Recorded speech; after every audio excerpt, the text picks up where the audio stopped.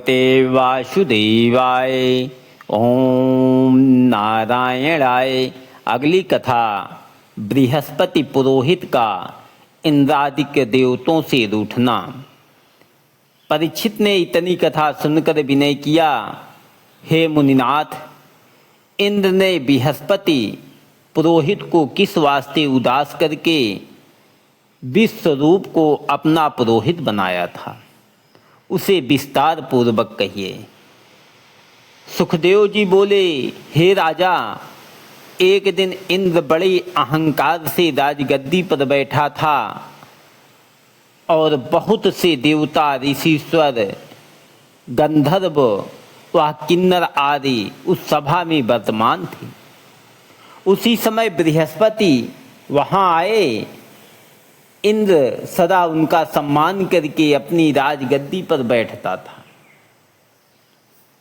उस दिन अभिमान से उसने उनका आदर नहीं किया, इसलिए बृहस्पति रूठकर अपने घर चले गए। तब इंद्र ने बड़ा शोक करके कहा कि देखो, मुझसे बड़ी चूक हुई। जो मैंने राज्य व धन के मद से गुरु का निरादर किया, जिनके आशीर्वाद व कृपा से मुझे यह सब सुख प्राप्त हुआ, उनके क्रोध करने से यह सब नष्ट हो जाएगा।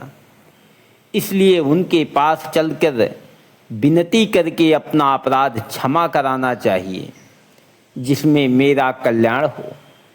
ऐसा विचार इंद्र उसी समय उनके घर गया। जब बृहस्पति ने अपने योग बल से जाना कि इंद्र यहाँ आते हैं, तब क्रोधवश उनसे भेंट करना उचित ना जानकर अंतर्ध्यान हो गए। जब इंद्र ने बृहस्पति को घर पर नहीं पाया, तब वहाँ से उदास होकर लौट आए।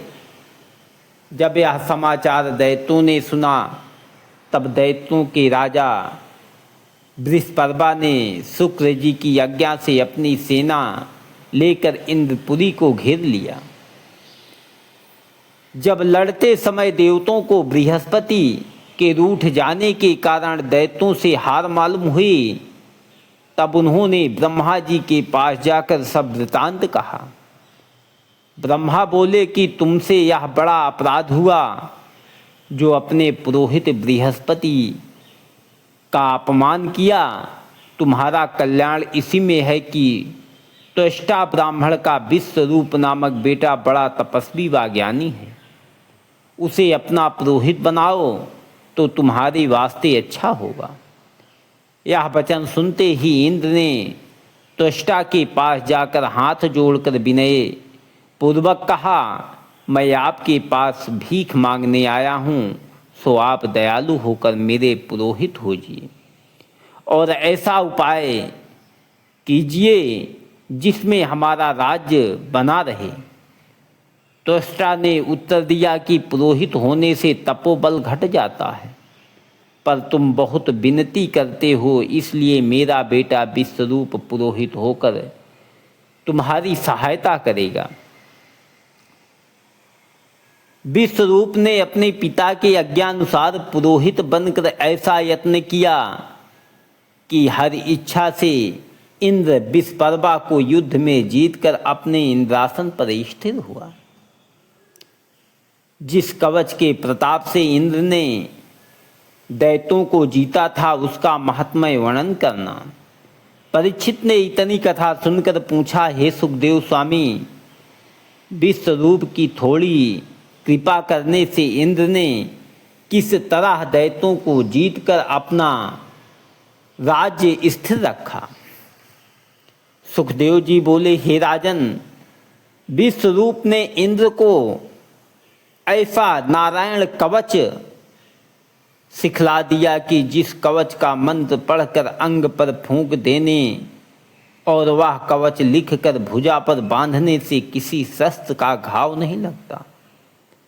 जिस तरह सूरवीर अपने अंग की रक्षा के वास्ते कवच पहन लेते हैं, उसी तरह का कवच इसे समझना चाहिए। सो राजा इंद्र वही मंत्र अपने शरीर पर फूंक कर लड़ने की वास्ते चढ़ा था, उसी के प्रताप से दैत्यों को जीता। यह सुनकर पुरोहित परीक्षित ने विनय किया, महाराज, जिस कवच में ऐसा गुण व प्रताप है उसे विस्तार पूर्वक वर्णन कीजिए। सुखदेव जी बोले, हे राजा, जिस समय किसी मनुष्य को कुछ भय प्राप्त हो उस समय हाथ पांव धोकर आचमन करके उत्तर मुंह बैठे और 8 अक्षर के मंत्र से अंगन्यास व करन्यास करके बाहर अक्षर का मंत्र 12 अक्षर का मंत्र पढ़कर यूँ कहे, जल में मत्स्य अवतार से रक्षा करो, पाताल में वामन भगवान से रक्षक हो, जहाँ पर किला व जंगल है वहाँ नृसिंह जी रक्षा करें, मार्ग में यज्ञ भगवान रक्षा करें, विदेश में व पर्वत पर रामचंद्र जी रक्षक हों, योग मार्ग में दत्तात्रेय जी रक्षा करें, देवता के अपराध से सनत कुमार रक्षक हों, पूजा के विघ्न में नारद जी सहायक हों,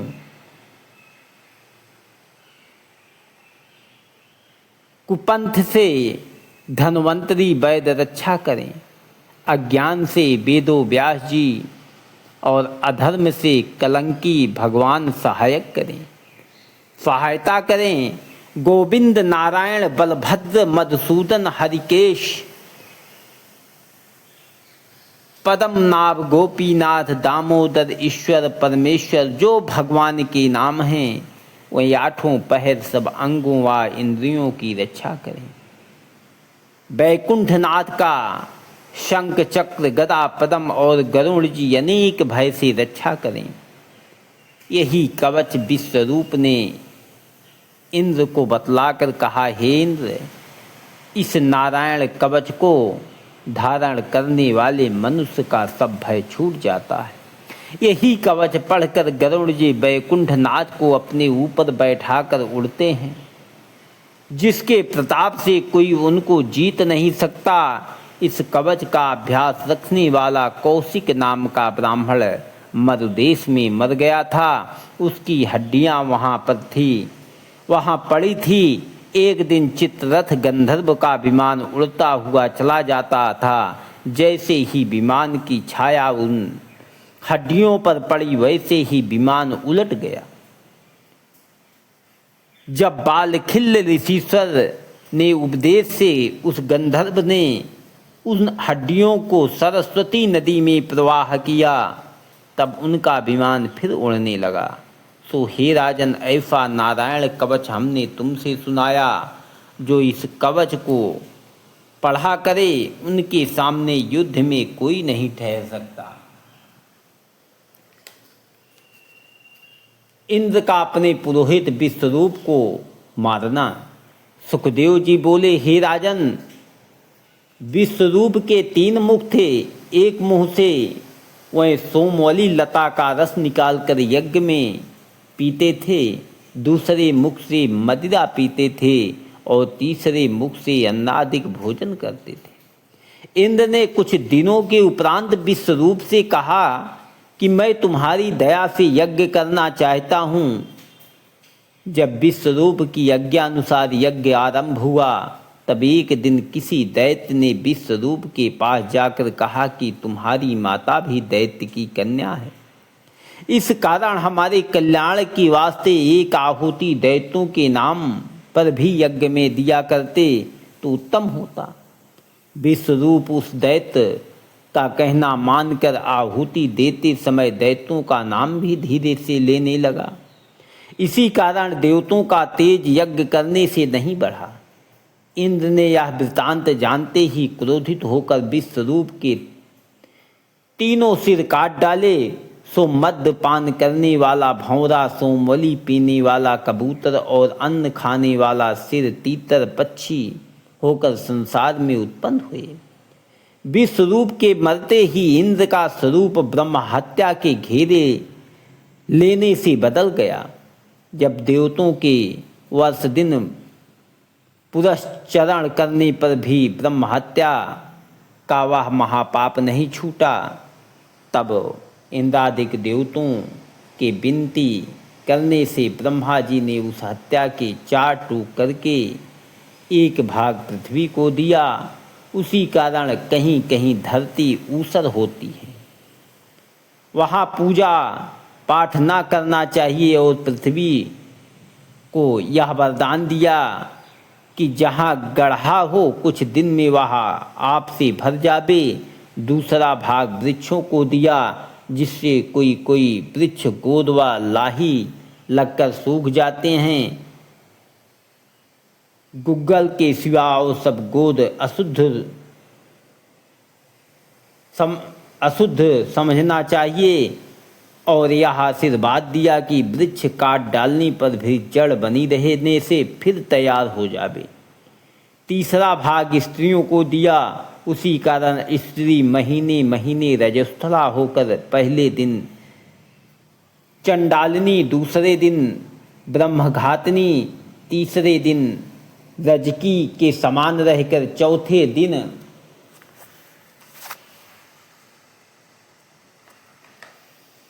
पवित्र होती है। उन्हें यह वरदान दिया कि उनका कामदेव सदा बना रहे, इसलिए गर्भवती स्त्री का मन भोग करने को चाहता है।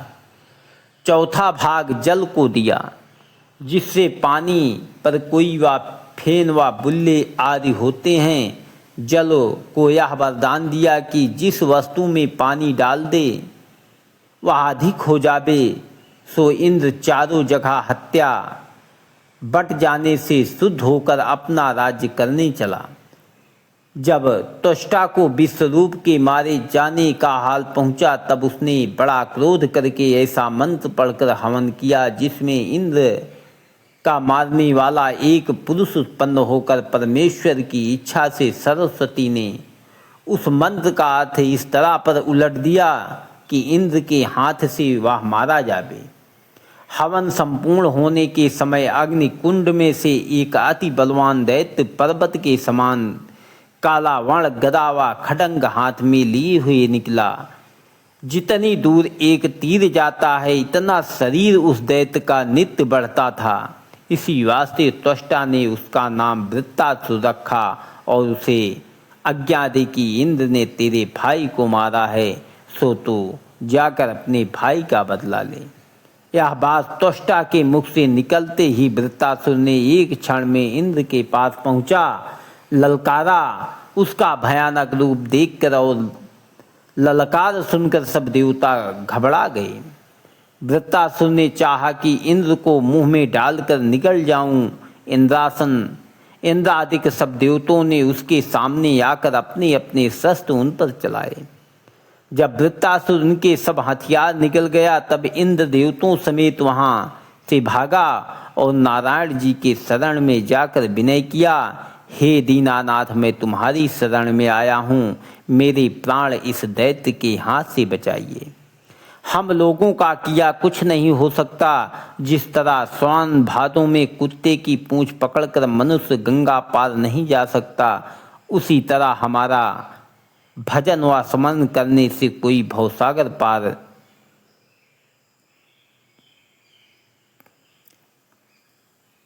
गंगा पार नहीं जा सकता। उसी तरह हमारा भजन व स्मरण करने से कोई भवसागर पार नहीं उतरता। यह स्तुति सुनते ही परमेश्वर दीन दयालु ने इंद्रादिक देवताओं को अपना भक्त जानकर चतुर्भुजी मूर्ति से 16 पार्षद साथ लिए हुए उनको दर्शन दिया।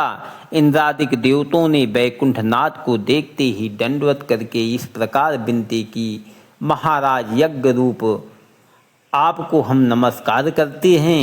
वेद व शास्त्र आपकी श्वासा से उत्पन्न होने पर भी आपका आदि व अंत नहीं जान सकते। सो हम लोग नारायण वासुदेव रूप को दंडवत करते हैं। आपके जो चरण कमल बड़े बड़े योगियों और परमहंसों के हृदय में 8 पहर रहते हैं, उन चरणों को हमारी दंडवत बनाए हुए हमारी दंडवत अंगीकार हो। हे भगवान दीनानाथ, सब देवता व मनुष्य तुम्हारे बनाए हुए हैं। वृत्तासुर के मारने के वास्ते कोई उपाय कीजिए, नहीं तो वह देवता व मनुष्य आदि सब जीवों को मार डालेगा। हम लोग तुम्हारे दास होकर ऐसे दुखी हैं कि वृत्तासुर के भय से आनंद पूर्वक निंदा नहीं आती। अपने समय पर तुम्हारी कृपा से सब बढ़ते हैं। इस समय देवताओं को बढ़ाना चाहिए, सो उसके विपरीत वृत्तासुर बड़ा है। हमें दीन व दुखी जानकर दयालु होजिए। यह वचन सुनकर नारायण जी बोले, हे इंद्र, तूने अज्ञानता से ब्राह्मण को मारा था, उसी का यह फल है। वृत्तासुर के शरीर पर कोई शस्त्र नहीं लग सकता। तुम लोग दधीची ऋषिश्वर की हड्डी का, जिसने बहुत तप किया है, मांग कर उस हड्डी का वज्र बनाओ, तो उस तप के प्रताप से वह वज्र वृत्तासुर के अंग को काटेगा। ऐसा कहकर वैकुंठनाथ अंतर ध्यान हो गए। ओम नमो भगवते वासुदेवाय। ओम नारायणाय नमः।